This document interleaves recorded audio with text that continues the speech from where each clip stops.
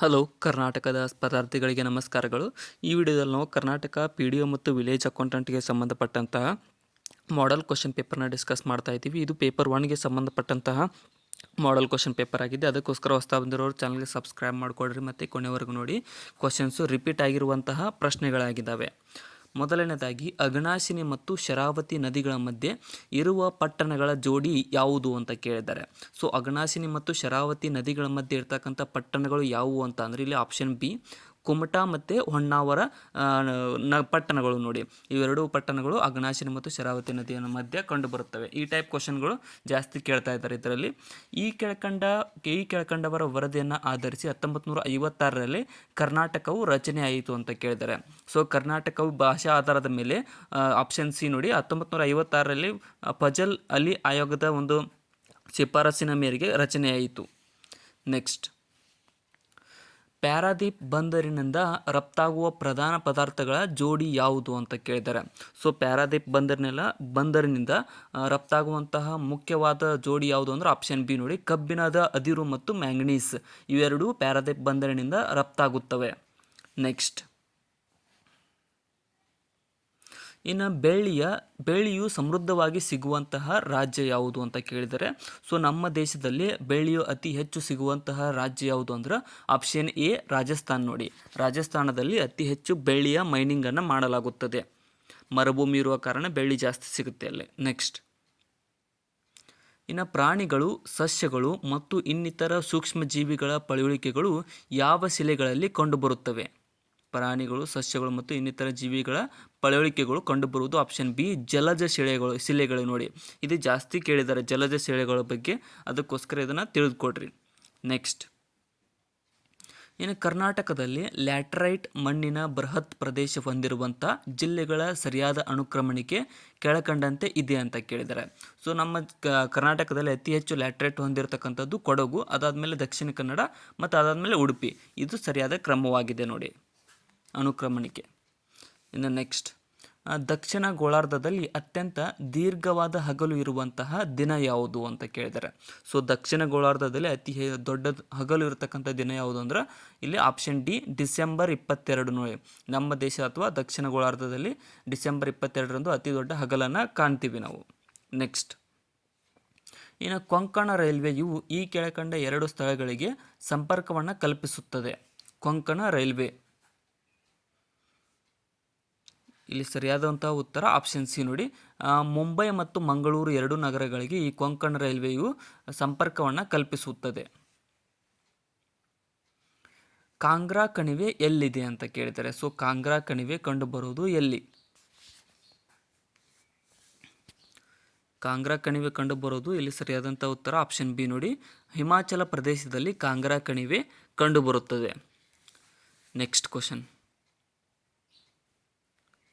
ಇನ್ನು ಮಯನ್ಮಾರ್ ಮತ್ತು ಬಾಂಗ್ಲಾದೇಶದೊಂದಿಗೆ ಅಂತಾರಾಷ್ಟ್ರೀಯ ಗಡಿ ರೇಖೆಯನ್ನು ಹೊಂದಿರುವಂತಹ ನಮ್ಮ ಭಾರತದ ರಾಜ್ಯ ಯಾವುದು ಅಂತ ಕೇಳಿದ್ದಾರೆ. ಸೊ ಈ ಕ್ವಶನ್ದಲ್ಲಿ ತ್ರಿಪುರಾ ಮತ್ತು ಮಿಜೋರಾಂ ನಡುವೆ ನೀವು ಕನ್ಫ್ಯೂಸ್ ಆಗ್ತೀರಿ, ಆದರೆ ಇಲ್ಲಿ ಸರಿಯಾದ ಉತ್ತರ ಆಪ್ಷನ್ ಬಿ ಮಿಜೋರಾಂ ರಾಜ್ಯ ನೋಡಿ. ಬಾಂಗ್ಲಾದೇಶ ಮತ್ತು ಮಯನ್ಮಾರ್ನೊಂದಿಗೆ ಗಡಿಯನ್ನು ಹಂಚಿಕೊಳ್ಳುವ ರಾಜ್ಯ ಮಿಜೋರಾಂ. ಮೆಕ್ಕೆಜೋಳವನ್ನು ಅತಿ ಹೆಚ್ಚು ಉತ್ಪಾದಿಸುವಂತಹ ರಾಜ್ಯ ಯಾವುದು ಅಂತ ಕೇಳಿದ್ದಾರೆ. ಸೊ ಮೆಕ್ಕೆಜೋಳವನ್ನು ಅತಿ ಹೆಚ್ಚಾಗಿ ಉತ್ಪಾದಿಸುವ ರಾಜ್ಯ ಯಾವುದು ಅಂತ ಅಂದರೆ ಇಲ್ಲಿ ಸರಿಯಾದಂಥ ಉತ್ತರ ಆಪ್ಷನ್ ಬಿ ನೋಡಿ, ಉತ್ತರ ಪ್ರದೇಶವು ಮೆಕ್ಕೆಜೋಳವನ್ನು ಅತಿ ಹೆಚ್ಚಾಗಿ ಉತ್ಪಾದಿಸುವ ರಾಜ್ಯವಾಗಿದೆ. ನೆಕ್ಸ್ಟ್, ಗುಡುಗು ಬಿರುಗಾಳಿ ರೂಪುಗೊಳ್ಳುವಲ್ಲಿ ಬಹುಮುಖ್ಯವಾದ ಅಂಶ ಯಾವುದು? ಅಂದರೆ ಗುಡುಗು ಮತ್ತು ಬಿರುಗಾಳಿಗಳು ರೂಪುಗೊಳ್ತವೆ, ಅದಕ್ಕೆ ಮುಖ್ಯವಾದ ಕಾರಣ ಯಾವುದು ಅಂತ ಕೇಳಿದ್ದಾರೆ. ಸೊ ಇಲ್ಲಿ ಸರಿಯಾದಂಥ ಉತ್ತರ ಆಪ್ಷನ್ ಸಿ ನೋಡಿ, ಕೆಳಗಿನ ಸ್ತರಗಳಲ್ಲಿ ಸಮೃದ್ಧವಾದ ತೇವಾಂಶ ಹೊಂದಿರುವುದು ಈ ಒಂದು ಗುಡುಗು ಮತ್ತು ಬಿರುಗಾಳಿ ಉಂಟಾಗುವುದಕ್ಕೆ ಕಾರಣ ಹೊಂದುತ್ತದೆ. ಇನ್ನು ಗಾಳಿಯ ವೆಲಾಸಿಟಿಯನ್ನು ಯಾವುದರಿಂದ ಅಳೆಯಲಾಗುತ್ತದೆ ಅಥವಾ ಗಾಳಿಯ ವೇಗವನ್ನು ಅಳೆಯುವುದು ಯಾವುದರಿಂದ? ಇಲ್ಲಿ ಕೆಳಗಿನ ಆಪ್ಷನ್ಗಳಲ್ಲಿ ಆಪ್ಷನ್ ಬಿ ನೋಡಿ, ಅನಿಮೋಮೀಟರ್ನ ಮೂಲಕ ಗಾಳಿಯ ವೇಗವನ್ನು ಅಳೆಯಲಾಗುತ್ತದೆ. ನೆಕ್ಸ್ಟ್, ಭಾರತದ ಒಟ್ಟು ಭೌಗೋಳಿಕ ವಿಸ್ತೀರ್ಣದಲ್ಲಿ ಕರ್ನಾಟಕದ ಪಾಲು ಎಷ್ಟಿದೆ? ಭಾರತ ಟೋಟಲ್ ವಿಸ್ತೀರ್ಣದಲ್ಲಿ ಕರ್ನಾಟಕ ಪಾಲು ಎಷ್ಟಿದೆ ಅಂತ ಅಂದರೆ ಆಪ್ಷನ್ ಎ 5.85% ನಮ್ಮ ಕರ್ನಾಟಕ ವಿಸ್ತೀರ್ಣವನ್ನು ಹೊಂದಿದೆ ಆ್ಯಸ್ ಕಂಪೇರ್ ಟು ನಮ್ಮ ಭಾರತಕ್ಕೆ. ನೆಕ್ಸ್ಟ್, ಪ್ರತಿಪಾದನೆ ಏನು ಹೇಳುತ್ತೆ ಅಂದರೆ ಆಸ್ಟ್ರೇಲಿಯಾ, ದಕ್ಷಿಣ ಆಫ್ರಿಕಾ, ಭಾರತ ಉಪಖಂಡ ಮತ್ತು ವೆಸ್ಟ್ ಇಂಡೀಸ್ಗಳಲ್ಲಿ ಕ್ರಿಕೆಟ್ ಬಹಳ ಜನಪ್ರಿಯವಾಗಿದೆ. ಇನ್ನು ಅದಕ್ಕೆ ಕಾರಣ ಏನಂತಂದರೆ ಬ್ರಿಟಿಷ್ ವಸಾಹತು ನೆಲೆಸುವಿಕೆಯ ಮೂಲಕ ಈ ದೇಶಗಳಿಗೆ ಕ್ರಿಕೆಟ್ ಹಬ್ಬಿತು. ಸೊ ಇಲ್ಲಿ ನೋಡಿ, ಭಾರತದಲ್ಲಿ ಕ್ರಿಕೆಟ್ ಜನಪ್ರಿಯವಾಗಿದೆ, ಅದೇ ರೀತಿಯಾಗಿ ಬ್ರಿಟಿಷರಿಂದ ನಮಗೆ ಭಾರತಕ್ಕೆ ಕ್ರಿಕೆಟ್ ಪರಿಚಯವಾಗಿದೆ. ಇವೆರಡು ಹೇಳಿಕೆಗಳು ಇಲ್ಲಿ ಸರಿಯಾಗಿದ್ದಾವೆ. ಮತ್ತು ಎಗೆ ಆರ್ಗೆ ಎ ಅಲ್ಲ ಎಗೆ ಆರು ಸರಿಯಾದ ಕಾರಣವಾಗುತ್ತದೆ. ಆಪ್ಷನ್ ಎ ಇಲ್ಲಿ ಸರಿಯಾದಂಥ ಉತ್ತರ. ಸೊ ನಾನೇನಾದರೂ ಸ್ಪೀಡ್ ಹೋಗ್ತಾ ಇದ್ದೀನಿ ಅನಿಸಿದರೆ ಕಮೆಂಟ್ ಕೂಡ ಮಾಡಿ, ಸ್ಲೋ ಮಾಡಿ ಅಂತ. ಮತ್ತು ಏನಾದರೂ ತಮ್ಮ ಮಿಸ್ಟೇಕ್ ಮಾಡ್ತಿದ್ರೆ ಅದನ್ನು ಕಮೆಂಟ್ ಸೆಕ್ಷನ್ದಲ್ಲಿ ಕಮೆಂಟ್ ಕೂಡ ಮಾಡಿ ತಿಳಿಸಿ. ನೆಕ್ಸ್ಟ್, ರಾಷ್ಟ್ರೀಯ ಗ್ರಾಮೀಣ ಉದ್ಯೋಗ ಖಾತರಿ ಅಧಿನಿಯಮ NREGA ಮೊತ್ತ ಮೊದಲಿಗೆ ಜಾರಿಗೆ ತಂದಂತಹ ಸಮ್ಮಿಶ್ರ ಸರ್ಕಾರ ಯಾವುದು ಅಂತ ಕೇಳಿದ್ದಾರೆ. ಸೊ ಇಲ್ಲಿ ಸರಿಯಾದಂಥ ಉತ್ತರ ಆಪ್ಷನ್ ಸಿ ಆಗುತ್ತೆ ನೋಡಿ. ಅಂದರೆ ಯುನೈಟೆಡ್ ಪ್ರೋಗ್ರೆಸಿವ್ ಮೈತ್ರಿಕೂಟ, UP ಅಂತ ಏನು ಕರಿತೇವಲ್ಲ ಆ ಪಕ್ಷ 2004ರಿಂದ 2005ರಲ್ಲಿ ಜಾರಿಗಿತ್ತು. 2005ರಲ್ಲಿ ಈ ಒಂದು NREGA ಜಾರಿಗೆ ತಂದರು. ನೆಕ್ಸ್ಟ್ ಅದನ್ನು ಮಹಾತ್ಮ ಗಾಂಧಿ NREG ಅಂತ ರೀನೇಮ್ ಮಾಡಿದರು. ಮಣಿಪುರದ ಅಧಿಕೃತ ಭಾಷೆ ಯಾವುದು? ಮಣಿಪುರ ರಾಜ್ಯದ ಅಫಿಷಿಯಲ್ ಲ್ಯಾಂಗ್ವೇಜ್ ಯಾವುದು ಅಂತ ಕೇಳಿದ್ದಾರೆ ಕೆಳಗಿನವುಗಳಲ್ಲಿ. ಸೊ ಇನ್ನೂ ಯಾರು ಸಬ್ಸ್ಕ್ರೈಬ್ ಮಾಡಿಲ್ಲ ಅಂದರೆ ಸಬ್ಸ್ಕ್ರೈಬ್ ಮಾಡಿಕೊಡ್ರಿ. ಇಲ್ಲಿ ಸರಿಯಾದ ಉತ್ತರ ಆಪ್ಷನ್ ಸಿ ನೋಡಿ, ಮೈಥಿಲಾನ್ ಅನ್ನುವಂಥದ್ದು ಮಣಿಪುರ ರಾಜ್ಯದ ಅಧಿಕೃತ ಭಾಷೆಯಾಗಿದೆ. ನೆಕ್ಸ್ಟ್, ಇನ್ನು ಇವುಗಳಲ್ಲಿ ಯಾವುದು ತಪ್ಪು ಹೊಂದಾಣಿಕೆ ಎಂಬುದನ್ನು ಗುರುತಿಸಿರಿ ಅಂತ ಕೇಳಿದ್ದಾರೆ. ಸೊ ಇಲ್ಲಿ ನದಿಗಳು ಮತ್ತು ಅವು ಕಂಡುಬರ್ತಕ್ಕಂಥ ದೇಶಗಳ ಬಗ್ಗೆ ಕೇಳಿದ್ದಾರೆ. ಸೊ ಯಾಂಗತ್ಸೆ ನದಿ ಚೀನಾದಲ್ಲಿ ಕಂಡುಬರುತ್ತೆ, ಇದು ಸರಿಯಾಗಿದೆ. ಇನ್ನು ಓಲ್ಗಾ ನದಿ ರಷ್ಯಾದಲ್ಲಿ ಕಂಡುಬರುತ್ತೆ, ಇದು ಕೂಡ ಸರಿಯಾಗಿದೆ. ಡ್ಯಾನ್ಯೂಬ್ ರಿವರ್ ನೋಡಿ, ಡ್ಯಾನ್ಯೂಬ್ ರಿವರ್ ಇದರ ಸ್ವಿಟ್ಜರ್ಲ್ಯಾಂಡ್ನಲ್ಲಿ ಕಂಡುಬರೋದಿಲ್ಲ, ಹಂಗೇರಿ ಮತ್ತು ಬೇರೆ ಬೇರೆ ದೇಶಗಳಲ್ಲಿ ಜರ್ಮನಿ ಮೂಲಕ ಇದು ಹಾದು ಹೋಗುತ್ತೆ. ಅದಕ್ಕೋಸ್ಕರ ಇದು ಆಪ್ಷನ್ ಸಿ ತಪ್ಪಾಗುತ್ತೆ. ಇಲ್ಲಿ ಯುಪ್ರೆಟಿಸ್ ನದಿ ಟರ್ಕಿ, ಅದು ಕೂಡ ಸರಿಯಾಗಿದೆ. ಇಲ್ಲಿ ಸಿ ಮಾತ್ರ ತಪ್ಪು. ನೆಕ್ಸ್ಟ್, ಇವುಗಳಲ್ಲಿ ಯಾವುದು ತಪ್ಪು ಹೊಂದಾಣಿಕೆ ಎಂಬುದನ್ನು ಗುರುತಿಸಿರಿ ಅಂತ ಕೇಳ್ತಾರೆ. ಸೊ ಇವುಗಳಲ್ಲಿ ಕೂಡ ತಪ್ಪಾದದ್ದನ್ನು ಗುರುತಿಸಬೇಕು. ಸೊ ಮೀನಾಕ್ಷಿ ದೇವಾಲಯ ಮಧುರೈ ಪಟ್ಟಣದಲ್ಲಿ ಕಂಡುಬರುತ್ತೆ, ಅದು ಕೂಡ ಸರಿ. ಇನ್ನು ವಿಶ್ವನಾಥ ದೇವಾಲಯ ಕಾಶಿಯಲ್ಲಿ ಕಂಡುಬರುತ್ತೆ, ಇದು ಸರಿಯಾಗಿದೆ.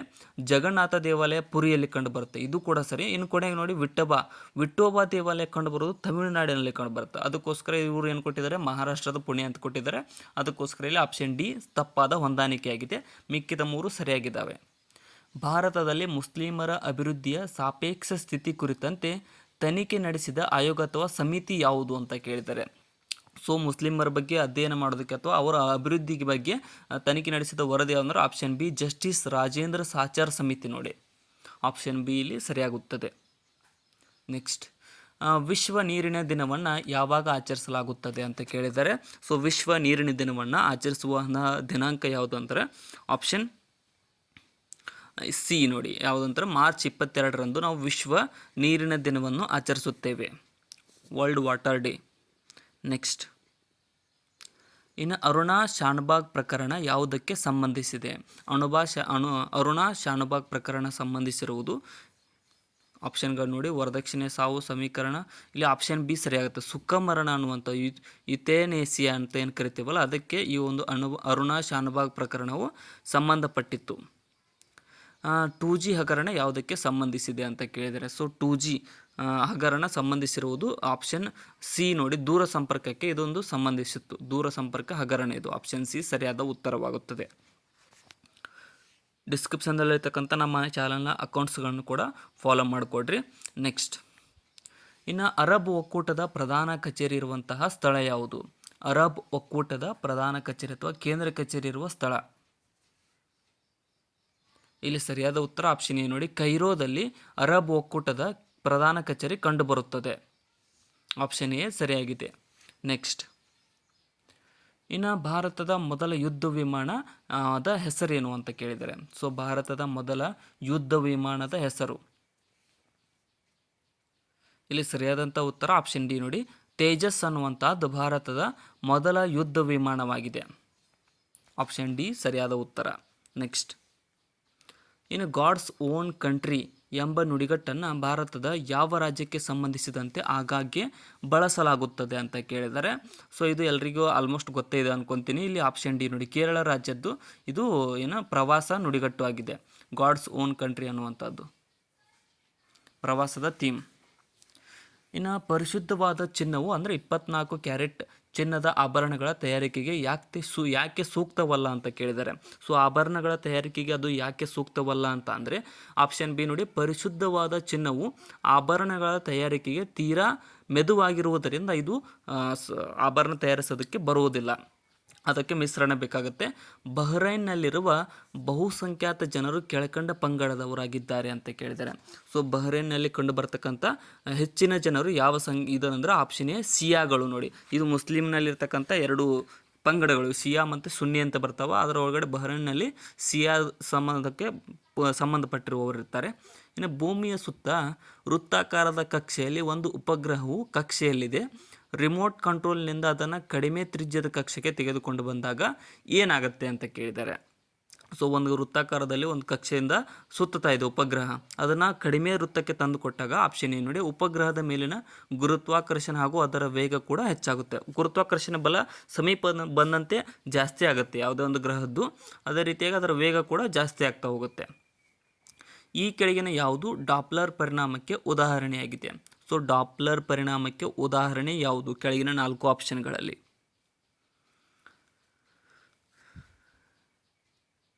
ಇಲ್ಲಿ ಸರಿಯಾದಂತಹ ಉತ್ತರ ಆಪ್ಷನ್ ಸಿ ನೋಡಿ, ಚಲಿಸುತ್ತಿರುವ ಶಬ್ದದ ಆಕಾರವು ಕೇಳುಗನ ಮುಂದೆ ಹಾದು ಹೋದಾಗ ಪಿಚ್ನಲ್ಲಿ ಹಠಾತ್ ಕುಸಿತವಾಗುತ್ತದೆ. ಇದು ಆಪ್ಷನ್ ಸಿ ಸರಿಯಾಗುತ್ತದೆ.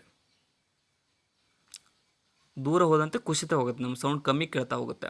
ಭೂಕಂಪನದ ತೀವ್ರತೆಯನ್ನು ಯಾವುದರಿಂದ ಅಳೆಯುತ್ತಾರೆ? ಭೂಕಂಪನದ ತೀವ್ರತೆಯನ್ನು ಅಳೆಯುವ ಮಾಪನ ಅಥವಾ ಇದು ಯಾವುದು ಅಂತ ಕೇಳಿದ್ದಾರೆ. ಸಾಧನ ಇಲ್ಲಿ ಆಪ್ಷನ್ ಏನು ನೋಡಿ, ಸಿಸ್ಮೋಗ್ರಾಫ್ ಮೂಲಕ ಈ ಒಂದು ಭೂಕಂಪದ ತೀವ್ರತೆಯನ್ನು ಅಳೆಯಲಾಗುತ್ತದೆ. ಆಪ್ಷನ್ ಎ ಇಲ್ಲಿ ಸರಿಯಾದ ಉತ್ತರ. ನೆಕ್ಸ್ಟ್, ಇನ್ನು ಜೆಟ್ ಇಂಜಿನ್ ಯಾವ ತತ್ವದ ಮೇಲೆ ಕೆಲಸ ಮಾಡುತ್ತದೆ? ಜೆಟ್ ಇಂಜಿನ್ ಕೆಲಸ ಮಾಡುವಂತಹದ್ದು ಯಾವ ತತ್ವ? ನ್ಯೂಟನ್ನ. ಇಲ್ಲಿ ಸರಿಯಾದ ಉತ್ತರ ಆಪ್ಷನ್ ಡಿ ನೋಡಿ, ರೇಖೀಯ ಸಂಯೋಗದ ಸಂರಕ್ಷಣೆಯ ಮೇಲೆ ಈ ಒಂದು ಜೆಟ್ ಇಂಜಿನ್ ಕೆಲಸವನ್ನು ನಿರ್ವಹಿಸುತ್ತದೆ. ಬಣ್ಣ ಹಚ್ಚುವ ಬ್ರಷ್ನ ಬಿರುಕೂದಲುಗಳು ನೀರಿನಲ್ಲಿಟ್ಟಾಗ ಬಿಡಿಯಾಗಿರುತ್ತವೆ, ಆದರೆ ನೀರಿನಿಂದ ಹೊರತೆಗೆದಾಗ ಒಂದಕ್ಕೊಂದು ಅಂಟಿಕೊಳ್ಳುತ್ತವೆ. ಇದಕ್ಕೆ ಕಾರಣ ಏನು ಅಂತ ಕೇಳಿದ್ದಾರೆ. ಸೊ ನೀರಲ್ಲಿಟ್ಟಾಗ ಬಿಡಿಯಾಗಿ ಕಾಣ್ತವೆ, ಅದನ್ನು ಹೊರ ತೆಗೆದ ತಕ್ಷಣ ಅವೆಲ್ಲ ಅಂಟಿಕೊಂಡಿರ್ತವೆ. ಇಲ್ಲಿ ಆಪ್ಷನ್ ಡಿ ನೋಡಿ, ಮೇಲ್ಮೈ ಕರ್ಷಣದ ಮೂಲಕ ಅವು ಅಂಟಿಕೊಂಡಂತೆ ಭಾಸವಾಗುತ್ತೆ ಅಥವಾ ಅಂಟಿಕೊಳ್ಳುತ್ತವೆ ಹೊರಗಡೆ ಬಂದಾಗ, ನೀರಿಂದ ಹೊರಗಡೆ ಬಂದಾಗ. ನೆಕ್ಸ್ಟ್, ಇನ್ನು ಹಾಲು ಮೊಸರಾಗುವುದು ಯಾವುದಕ್ಕೆ ಉದಾಹರಣೆಯಾಗಿದೆ? ಹಾಲು ಹೆಪ್ಪಾಗಿ ಮೊಸರಾಗುವುದಕ್ಕೆ ಯಾವುದು ಉದಾಹರಣೆ? ಇಲ್ಲಿ ಸರಿಯಾದ ಉತ್ತರ ಆಪ್ಷನ್ ಡಿ ನೋಡಿ, ಗರಣಿ ಕಟ್ಟುವಿಕೆಗೆ ಉದಾಹರಣೆ ಇದು. ಹಾಲು ಮೊಸರಾಗುವುದು ಗರಣಿ ಕಟ್ಟುವುದಕ್ಕೆ ಉದಾಹರಣೆಯಾಗಿದೆ. ಇನ್ನು ಆಕಾಶವು ನೀಲಿಯಾಗಿ ಕಾಣುವುದಕ್ಕೆ ಕಾರಣವೇನು? ಆಕಾಶ ಎದಕ್ಕೋಸ್ಕರ ನೀಲಿಯಾಗಿ ಕಾಣುತ್ತದೆ? ಇಲ್ಲಿ ಆಪ್ಷನ್ ಏನು ನೋಡಿ, ವಾತಾವರಣವು ನೀಲಿಯ ಬೆಳಕನ್ನು ಹೆಚ್ಚಾಗಿ ಚದುರಿಸುತ್ತದೆ, ಅದಕ್ಕೋಸ್ಕರ ಆಕಾಶವು ನೀಲಿಯಾಗಿ ಕಾಣುತ್ತದೆ. ನೆಕ್ಸ್ಟ್, ಇನ್ನು ಬ್ಲಾಟಿಂಗ್ ಕಾಗದವು ಶಾಯಿಯನ್ನು ಹೇಗೆ ಹೀರಿಕೊಳ್ಳುತ್ತದೆ ಅಂತ ಕೇಳಿದರೆ, ಸೊ ಬ್ಲಾಟಿಂಗ್ ಕಾಗದ ಶಾಯಿ ಅಥವಾ ಇಂಕನ್ನು ಹೀರಿಕೊಳ್ಳುತ್ತದೆ. ಯಾಕಂತಂದರೆ ಹೇಗೆ ಅಂತಂದರೆ ಇಲ್ಲಿ ಕ್ಯಾಪಿಲರಿ ಆಪ್ಷನ್ ಎ ನೋಡಿ, ಅಧಿಶೋಷಣೆಯ ಮೂಲಕ ಈ ಒಂದು ಬ್ಲಾಟಿಂಗ್ ಕಾಗದವು ಶಾಯಿಯನ್ನು ಹೀರಿಕೊಳ್ಳುತ್ತದೆ. ಸೋಪಿನ ಗುಳ್ಳೆಯು ಬಣ್ಣವಾಗಿ ಕಾಣಿಸುತ್ತದೆ, ಇದಕ್ಕೆ ಕಾರಣವೇನು? ಸೋಪಿನ ಗುಳ್ಳೆ ಬಣ್ಣದಲ್ಲಿ ಕಾಣಿಸುತ್ತದೆ, ಅದಕ್ಕೆ ಕಾರಣ? ಇಲ್ಲಿ ಆಪ್ಷನ್ ಬಿ ನೋಡಿ, ವ್ಯತೀಕರಣದ ಮೂಲಕ ಈ ಒಂದು ಬೆಳಕಿನ ಸೋಪಿನ ಗುಳ್ಳೆಯು ಬಣ್ಣವಾಗಿ ಕಾಣಿಸುತ್ತದೆ, ವ್ಯತೀಕರಣ. ರೆಫ್ರಿಜಿರೇಟರ್ ಯಾವ ತತ್ವದ ಮೇಲೆ ಕೆಲಸ ಮಾಡುತ್ತದೆ? ರೆಫ್ರಿಜಿರೇಟರ್ ಕೆಲಸ ಮಾಡುವುದು ಯಾವ ತತ್ವದ ಮೇಲೆ? ಇಲ್ಲಿ ಸರಿಯಾದ ಉತ್ತರ ಆಪ್ಷನ್ ಬಿ ನೋಡಿ, ಉಷ್ಣಬಲ ಕ್ರಿಯಾಶಾಸ್ತ್ರದ 2ನೇ ನಿಯಮದಂತೆ ಈ ಒಂದು ರೆಫ್ರಿಜಿರೇಟರ್ ಕೆಲಸವನ್ನು ನಿರ್ವಹಿಸುತ್ತದೆ. ನೆಕ್ಸ್ಟ್, ಇನ್ನು ಟಿವಿ ಸಂವಹನದಲ್ಲಿ ಡ್ಯಾಶ್ ಇದ್ದರೆ ಒಳ್ಳೆಯದು? ಟಿವಿ ಸಂವಹನದಲ್ಲಿ ಯಾವುದು ಇದ್ದರೆ ಒಳ್ಳೆಯದು ಅಂತ ಅಂದರೆ ಇಲ್ಲಿ ಆಪ್ಷನ್ ಏನು ನೋಡಿ, ಆಂಪ್ಲಿಟ್ಯೂಡ್ ಮಾಡ್ಯುಲೇಷನ್ ಇದ್ದರೆ ಒಳ್ಳೆಯದಾಗುತ್ತದೆ ಟಿವಿ ಸಂವಹನದಲ್ಲಿ, ಆಂಪ್ಲಿಟ್ಯೂಡ್ ಮಾಡ್ಯುಲೇಷನ್. ನೆಕ್ಸ್ಟ್, ಇನ್ನು ಕ್ಲೋರೋಫಿಲ್ನಲ್ಲಿರುವ ಲೋಹ ಯಾವುದು? ಕ್ಲೋರೋಫಿಲ್ನಲ್ಲಿರುವ ಲೋಹ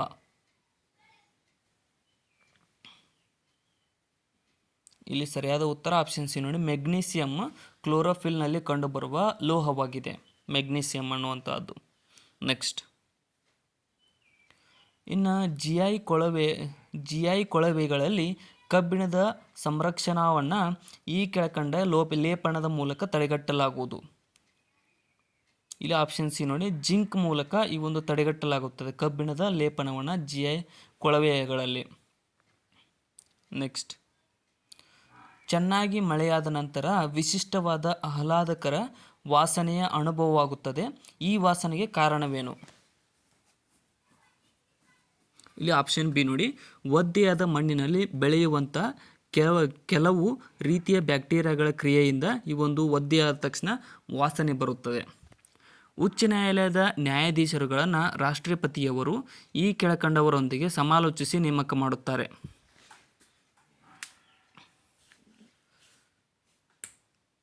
ಯಾರಿಗೆ ಸಮಾಲೋಚಿಸಿ ನೇಮಕ ಮಾಡುತ್ತಾರೆ ಅಂತಂದರೆ ಆಪ್ಷನ್ ಡಿ ನೋಡಿ, ಭಾರತ ಮುಖ್ಯ ನ್ಯಾಯಮೂರ್ತಿಗಳು ಮತ್ತು ಸಂಬಂಧಪಟ್ಟ ಉಚ್ಚ ನ್ಯಾಯಾಲಯದ ಮುಖ್ಯ ನ್ಯಾಯಮೂರ್ತಿಗಳೊಂದಿಗೆ ಸಮಾಲೋಚಿಸಿ ಈ ಒಂದು ಉಚ್ಚ ನ್ಯಾಯಾಲಯದ ನ್ಯಾಯಾಧೀಶರುಗಳನ್ನು ರಾಷ್ಟ್ರಪತಿಯವರು ನೇಮಿಸುತ್ತಾರೆ.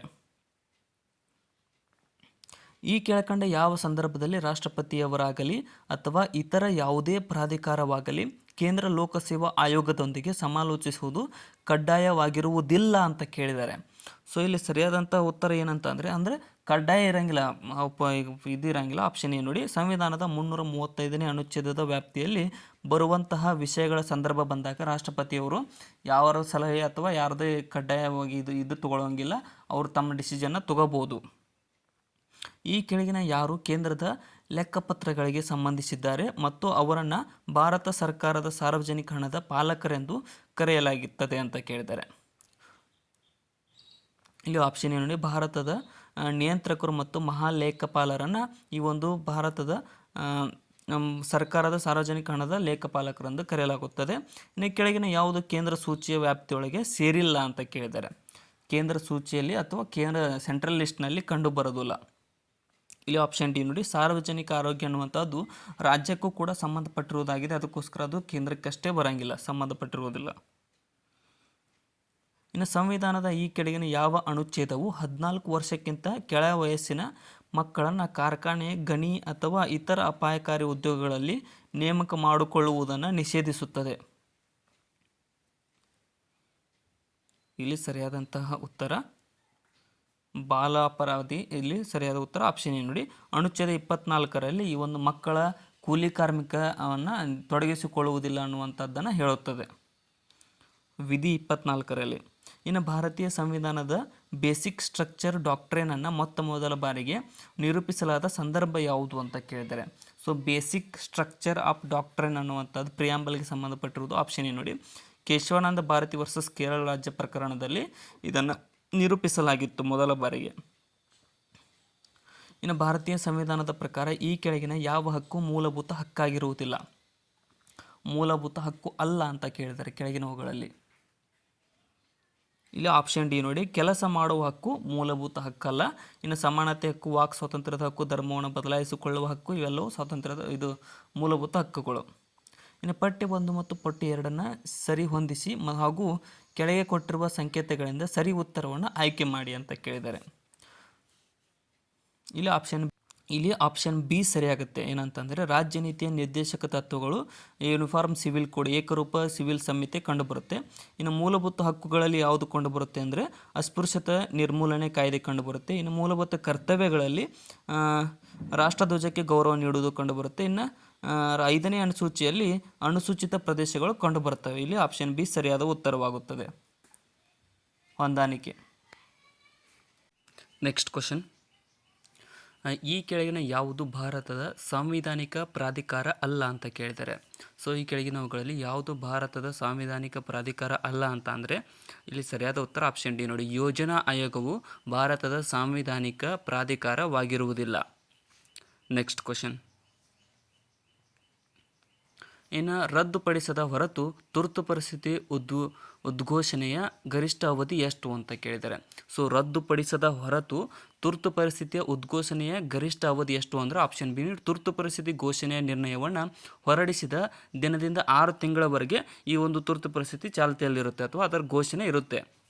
ಇನ್ನು ಅಶೋಕನ ಶಾಸನಗಳು ಕೆಳಕಂಡ ಲಿಪಿಯಲ್ಲಿವೆ ಅಂತ ಕೇಳಿದ್ದಾರೆ. ಸೊ ಅಶೋಕನ ಶಾಸನಗಳು ಯಾವ ಯಾವ ಲಿಪಿಯಲ್ಲಿದ್ದಾವೆ ಅಂತ ಅಂದರೆ ಕೆಳಗಿನವುಗಳಲ್ಲಿ ಸರಿಯಾದಂಥ ಉತ್ತರ ಆಪ್ಷನ್ ಸಿ ಆಗುತ್ತೆ ನೋಡಿ. ಅಂದರೆ ಬ್ರಾಹ್ಮಿ ಲಿಪಿಯಲ್ಲಿ ಕಂಡು ಬರ್ತವೆ, ಖರೋಷ್ಠ ಲಿಪಿ, ಅರೇಬಿಕ್ ಮತ್ತು ಗ್ರೀಕ್. ಇವು 4 ಲಿಪಿಯಲ್ಲಿ ಅಶೋಕನ ಶಾಸನಗಳು ಪತ್ತೆ ಆಗ್ತಿವೆ. ಸೊ ಇನ್ನೂ ಯಾರು ಸಬ್ಸ್ಕ್ರೈಬ್ ಮಾಡಿಲ್ಲ ಅಂದರೆ ಸಬ್ಸ್ಕ್ರೈಬ್ ಮಾಡಿಕೊಡ್ರಿ, ಕೊನೆಯವರೆಗೂ ನೋಡಿ. Next question. ಇನ್ನು ಪ್ರತಿಪಾದನೆ ಏನು ಹೇಳುತ್ತೆ ಅಂದರೆ ಭಾರತದ ಸಂಸತ್ತಿನಲ್ಲಿ ಹಣದ ವಿಧೇಯಕವನ್ನು ರಾಜ್ಯಸಭೆಯಲ್ಲಿ ಮಂಡಿಸುವಂತಿಲ್ಲ ಅನ್ನೋದು ಇದು ಸರಿಯಾಗಿದೆ. ಒಂದು ವಿಧೇಯಕವು ಹಣದ ವಿಧೇಯಕವೇ ಅಲ್ಲವೇ ಎಂಬುದನ್ನು ಲೋಕಸಭೆ ಸ್ಪೀಕರ್ ಅವರು ನಿರ್ಧರಿಸುವರು. ಇದು ಕೂಡ ಸರಿಯಾಗಿದೆ. ಇದು ಎರಡೂ ಸರಿಯಾಗಿದ್ದಾವೆ ಮತ್ತು ಎಗೆ 6 ಸರಿಯಾದ ಕಾರಣವಾಗಿದೆ. ಲೋಕಸಭೆ ಸ್ಪೀಕರ್ ಅವರು ಮಂಡಿಸ್ತಾರಂದರೆ ಡಿಸೈಡ್ ಮಾಡ್ತಾರೆ ಅಂದರೆ ಒಂದು ಹಣಕಾಸು ಮಸೂದೆ ಐತಿ ಅನ್ನೋದನ್ನು, ಮತ್ತು ಅದನ್ನು ಲೋಕಸಭೆಯಲ್ಲಿ ಮಾತ್ರ ಮಂಡಿಸ್ಬೋದು. ಅದಕ್ಕೋಸ್ಕರ ಇಲ್ಲಿ 2 ಸರಿಯಾದ ಕಾರಣಗಳಾಗಿವೆ. ನೆಕ್ಸ್ಟ್. ಇದುವರೆಗೆ ಕಂಡುಹಿಡಿಯಲಾಗಿರುವ ಅತ್ಯಂತ ಉತ್ತರ ಭಾಗದಲ್ಲಿರುವ ಹರಪ್ಪ ನಿವೇಶನ ಯಾವುದು ಅಂತ ಕೇಳಿದ್ದಾರೆ. ಸೊ ಅತ್ಯಂತ ಉತ್ತರ ಭಾಗದಲ್ಲಿರುವ ಹರಪ್ಪ ನಿವೇಶನ ಯಾವುದು ಅಂತ ಅಂದರೆ ಆಪ್ಷನ್ ಏನು ನೋಡಿ. ಜಮ್ಮು ಮತ್ತು ಕಾಶ್ಮೀರದಲ್ಲಿರುವಂತಹ ಮಾಂಡು ಪ್ರದೇಶವು ಹರಪ್ಪ ನಿವೇಶನಕ್ಕೆ ಸಂಬಂಧಪಟ್ಟಿದ್ದು. ಅದು ನಮ್ಮ ಅಥವಾ ಹರಪ್ಪ ಇದರಲ್ಲಿರ್ತಕ್ಕಂಥ ಉತ್ತರ ಭಾಗದ ಪ್ರದೇಶವಾಗಿದೆ. ಈ ಕೆಳಕಂಡ ಯಾವ ಕೃತಿಯು ಕರ್ನಾಟಕದ ಅನನ್ಯತೆಯನ್ನು ನಿರೂಪಿಸಿದೆ? ಕರ್ನಾಟಕದ ಅನನ್ಯತೆಯನ್ನು ನಿರೂಪಿಸಿರುವಂತಹ ಕೃತಿ ಅಥವಾ ಅನನ್ಯತೆ ಬಗ್ಗೆ ಹೇಳಿಕೊಟ್ಟಂತಹ ಕೃತಿ ಯಾವುದು ಅಂದರೆ ಆಪ್ಷನ್ ಎ ಕವಿರಾಜ ಮಾರ್ಗ ನೋಡಿ. ಕವಿರಾಜ ಮಾರ್ಗವು ನಮ್ಮ ಕರ್ನಾಟಕದ ಬಗ್ಗೆ ಬಹಳ ವಿಸ್ತಾರವಾಗಿ ಬರೆಯಲ್ಪಟ್ಟಂತಹ ಒಂದು ಕೃತಿಯಾಗಿದೆ. ನೆಕ್ಸ್ಟ್. ಇನ್ನು ಶ್ರೀರಂಗಪಟ್ಟಣದಲ್ಲಿ ನಡೆದಂತಹ 4ನೇ ಮೈಸೂರು ಯುದ್ಧದಲ್ಲಿ ಸೋತು ಹತರಾದವರು ಯಾರು ಅಂತ ಕೇಳಿದ್ದಾರೆ. ಶ್ರೀರಂಗಪಟ್ಟಣದಲ್ಲಿ ನಡೆದಂತಹ ಮೈಸೂರು ಯುದ್ಧ ಅಂದರೆ ಬ್ರಿಟಿಷರು ಮತ್ತು ಮೈಸೂರು ಟಿಪ್ಪು ಸುಲ್ತಾನ್ ನಡುವೆ ನಡೀತು. ಅದರಲ್ಲಿ ಟಿಪ್ಪು ಸುಲ್ತಾನನು 1799ರಲ್ಲಿ ಸೋತು ಮತ್ತು ಹತನಾದನು. ಆಪ್ಷನ್ ಎ ಇಲ್ಲಿ ಸರಿಯಾದ ಉತ್ತರವಾಗಿದೆ. ನೆಕ್ಸ್ಟ್. ಇನ್ನು 1911ರಲ್ಲಿ ಭಾರತೀಯ ವಿಜ್ಞಾನ ಸಂಸ್ಥೆಯನ್ನು ಎಲ್ಲಿ ಡ್ಯಾಶ್ರಲ್ಲಿ ಆರಂಭಿಸಲಾಯಿತು ಅಥವಾ ಎಲ್ಲಿ ಆರಂಭಿಸಲಾಯಿತು ಅಂತ ಕೇಳಿದ್ದಾರೆ. ಸೊ 1911ರಲ್ಲಿ ಭಾರತೀಯ ವಿಜ್ಞಾನ ಸಂಸ್ಥೆಯನ್ನು ನಮ್ಮ ರಾಜಧಾನಿಯಾದ ಬೆಂಗಳೂರಿನಲ್ಲಿ ಪ್ರಾರಂಭಿಸಲಾಯಿತು. ಆಪ್ಷನ್ ಸಿ ಇಲ್ಲಿ ಸರಿಯಾದಂತಹ ಉತ್ತರವಾಗುತ್ತದೆ. ನೆಕ್ಸ್ಟ್. ಇನ್ನು 70 ಅಡಿ ಎತ್ತರದ ಗೊಮ್ಮಟೇಶ್ವರ ಮೂರ್ತಿ ಎಲ್ಲಿದೆ? ನಮ್ಮ ಕರ್ನಾಟಕದಲ್ಲಿದೆ. ಅದು ಎಲ್ಲಿದೆ ಅಂತ ಕೇಳಿದ್ದಾರೆ. ಸೊ 70 ಅಡಿ ಎತ್ತರದ ಗೊಮ್ಮಟೇಶ್ವರ ಮೂರ್ತಿ ಕಂಡುಬರುವುದು ಇಲ್ಲಿ ಆಪ್ಷನ್ ಬಿ ನೋಡಿ, ಶ್ರವಣಬೆಳಗೊಳದಲ್ಲಿ ಕಂಡುಬರುತ್ತದೆ. ನೀವೆಲ್ಲರೂ ಶ್ರವಣಬೆಳಗೊಳಕ್ಕೆ ಆಲ್ಮೋಸ್ಟ್ ತಲುಪಿರ್ತೀರಿ ಅಥವಾ ಹೋಗಿ ಬಂದಿರ್ತೀರಿ. ಅಲ್ಲಿ ಗೊಮ್ಮಟೇಶ್ವರ ಮೂರ್ತಿ ಕಾಣುತ್ತಲ್ಲ, ಅದು 70 ಅಡಿ ಎತ್ತರದಲ್ಲಿದೆ. ಇನ್ನು ಪ್ರಾಚೀನ ಚಾಲುಕ್ಯರ 2ನೇ ರಾಜಧಾನಿಯಾಗಿದ್ದ ಬಾದಾಮಿಗೆ ಮೊದಲು ಈ ಹೆಸರಿತ್ತು ಅಂತ ಕೇಳಿದ್ದಾರೆ, ಅಥವಾ ಬಾದಾಮಿಯ ಹಿಂದಿನ ಹೆಸರೇನು ಅಂತ ಕೂಡ ಕೇಳಬಹುದು. ಇಲ್ಲಿ ಕೆಳಗಿನ ಆಪ್ಷನ್ಗಳಲ್ಲಿ ಆಪ್ಷನ್ ಎ ಸರಿಯಾದ ಉತ್ತರ. ಬಾದಾಮಿಗೆ ಏನಂತ ಕರೀತಿದ್ರು ಅಂದರೆ ವಾತಾಪಿ ಅಂತ ಕರೆಯಲಾಗುತ್ತಿತ್ತು. ವಾತಾಪಿ. ನೆಕ್ಸ್ಟ್. ಇನ್ನು ಕುತುಬ್ ಮಿನಾರ್ ಬಳಿ ಇರ್ತಕ್ಕಂಥ ಪ್ರಸಿದ್ಧವಾದ ಉಕ್ಕಿನ ಸ್ತಂಭ ಯಾರಿಗೆ ಸೇರಿದ್ದು ಅಂತ ಕೇಳಿದ್ದಾರೆ. ಸೊ ಕುತುಬ್ ಮಿನಾರ್ನಲ್ಲಿ ಇರ್ತಕ್ಕಂಥ ಪ್ರಸಿದ್ಧವಾದ ಉಕ್ಕಿನ ಸ್ತಂಭ ಯಾರಿಗೆ ಸೇರಿದ್ದು ಅಂದರೆ ಆಪ್ಷನ್ ಬಿ ಗುಪ್ತರಿಗೆ ಸೇರಿದ್ದು. ಅಶೋಕ ಸ್ತಂಭ ಅಲ್ಲ, ಇದು ಕುತುಬ್ ಮಿನಾರ್ ಬಳಿ ಇರುವ ಉಕ್ಕಿನ ಸ್ತಂಭ ಗುಪ್ತರಿಗೆ ಸೇರಿದಂತಹ ಸ್ತಂಭವಾಗಿದೆ. ಇನ್ನು ದ್ವೈತ ಸಿದ್ಧಾಂತವನ್ನು ಪ್ರತಿಪಾದಿಸಿದವರು ಯಾರು ಅಂತ ಕೇಳಿದ್ದಾರೆ. ಸೊ ಅದ್ವೈತ ತತ್ವ ಸಿದ್ಧಾಂತವನ್ನು ಪ್ರತಿಪಾದಿಸುವವರು ಯಾರು ಅಂತ ಅಂದರೆ ಆಪ್ಷನ್ ಸಿ ನೋಡಿ, ಶಂಕರಾಚಾರ್ಯರವರು ಈ ಒಂದು ಅದ್ವೈತ ತತ್ವ ಸಿದ್ಧಾಂತದ ಪ್ರತಿಪಾದಕರಾಗಿದ್ದಾರೆ. ನೆಕ್ಸ್ಟ್. ಜಸ್ಟಿಸ್ ಮಿಲ್ಲರ್ ಸಮಿತಿಯು ಯಾವುದರ ಬಗ್ಗೆ ವರದಿಯನ್ನು ಸಲ್ಲಿಸಬೇಕಾಗಿತ್ತು ಅಂತ ಕೇಳ್ತಾರೆ. ಸೊ ಜಸ್ಟಿಸ್ ಮಿಲ್ಲರ್ ಸಮಿತಿಯನ್ನು ರಚನೆ ಮಾಡಲಾಗಿತ್ತು. ಅದು ಯಾವುದಕ್ಕೆ ಇದನ್ನು ನೀಡಬೇಕಾಗಿತ್ತು ಅಂದರೆ ಆಪ್ಷನ್ ಸಿ ನೋಡಿ, ಹಿಂದುಳಿದ ವರ್ಗದವರಿಗೆ ಮೀಸಲಾತಿಯ ಬಗ್ಗೆ ಈ ಒಂದು ವರದಿಯನ್ನು ನೀಡಿತ್ತು ಜಸ್ಟಿಸ್ ಮಿಲ್ಲರ್ ಸಮಿತಿಯು. ಇನ್ನು ಈ ಕೆಳಗಿನ ಯಾವುದು ಭಾರತದ ರಾಷ್ಟ್ರೀಯ ಲಾಂಛನವಾಗಿದೆ? ಭಾರತದ ರಾಷ್ಟ್ರೀಯ ಲಾಂಛನ ಯಾವುದು ಕೆಳಗಿನವುಗಳಲ್ಲಿ? ಇಲ್ಲಿ ಸರಿಯಾದಂತಹ ಉತ್ತರ ಆಪ್ಷನ್ ಸಿ ನೋಡಿ, ಸಾರನಾಥ್ ಸಿಂಹದ ಶಿರೋಭಾಗವು ಭಾರತದ ರಾಷ್ಟ್ರೀಯ ಲಾಂಛನವಾಗಿದೆ. ಸಾರನಾಥ್ದಲ್ಲಿರ್ತಕ್ಕಂಥ ಕಂಬದ ಮೇಲಿರುವ ಸಿಂಹದ ಶಿರೋಭಾಗ. ಇನ್ನು 2ನೇ ದುಂಡು ಮೇಜಿನ ಪರಿಷತ್ತಿನಲ್ಲಿ ಭಾರತದ ಕಾರ್ಮಿಕರನ್ನು ಪ್ರತಿನಿಧಿಸಿದಂಥ ನಾಯಕ ಯಾರು? 2ನೇ ದುಂಡು ಮೇಜಿನ ಪರಿಷತ್ತಿನಲ್ಲಿ ಭಾರತದ ಕಾರ್ಮಿಕರನ್ನು ಪ್ರತಿನಿಧಿಸಿದಂಥ ನಾಯಕ ಯಾರು ಅಂದರೆ ಆಪ್ಷನ್ ಬಿ ವಿ ವಿ ಗಿರಿರವರು ನೋಡಿ. ವಿ ವಿ ಗಿರಿ 1932ರಂದು. ನೆಕ್ಸ್ಟ್. ಇನ್ನು ಕವಿರಾಜ ಮಾರ್ಗ ಯಾರ ಕಾಲಕ್ಕೆ ಸೇರಿದ್ದೆಂದು ಹೇಳಲಾಗುತ್ತದೆ? ಕವಿರಾಜ ಮಾರ್ಗ ಅನ್ನುವಂತಹ ಕೃತಿ ಬಗ್ಗೆ ಆಲ್ರೆಡಿ ಒಂದು ಕ್ವಶನ್ ನೋಡಿದರೆ ನಮ್ಮ ಕರ್ನಾಟಕ ಬಗ್ಗೆ ಹೇಳಲಾಗಿದೆ. ಅದು ಯಾರ ಕಾಲಕ್ಕೆ ಸೇರಿದ್ದು ಅಂದರೆ, ಯಾರ ಕಾಲದಲ್ಲಿ ಬರೆಯಲ್ಪಟ್ಟಿದ್ದು ಅಂದರೆ ಆಪ್ಷನ್ ಸಿ, 1ನೇ ಅಮೋಘ ವರ್ಷನ ಆಳ್ವಿಕೆಯ ಕಾಲದಲ್ಲಿ ಈ ಒಂದು ಕವಿರಾಜ ಮಾರ್ಗವು ಬರೆಯಲ್ಪಟ್ಟಿತು. ಸೊ ಇಲ್ಲಿಗೆ ಇವತ್ತಿನ ಮಾಡೆಲ್ ಕ್ವಶನ್ ಪೇಪರ್ ಮುಕ್ತಾಯಗೊಂಡಿದೆ. ಇದರ ಸಿರೀಸ್ ಡೈಲಿ ಸಂಜೆ 6 ಗಂಟೆಗೆ ಬರ್ತಾ ಇರುತ್ತೆ. ಅದಕ್ಕೋಸ್ಕರ ಹೊಸಬಂದಿರೋರು ಸಬ್ಸ್ಕ್ರೈಬ್ ಮಾಡಿಕೊಡ್ರಿ ಮತ್ತು ಡೈಲಿ ನಮ್ಮ ವಿಡಿಯೋನ ನೋಡ್ತಾ ಇರಿ. ಏನಾದರೂ ತಪ್ಪು ಅನಿಸಿದ್ರೆ ಕಮೆಂಟ್ ಸೆಕ್ಷನ್ದಲ್ಲಿ ಕಮೆಂಟ್ ಕೂಡ ಮಾಡಿ. ಮತ್ತು ಡಿಸ್ಕ್ರಿಪ್ಷನ್ ಒಳಗಡೆ ನಮ್ಮ channel Instagram, Telegram, Facebook, Threads, WhatsApp ಲಿಂಕ್ಗಳಿದಾವೆ. ಅವುಗಳನ್ನು ಕೂಡ ಫಾಲೋ ಮಾಡಿಕೊಡ್ರಿ. Thank you so much.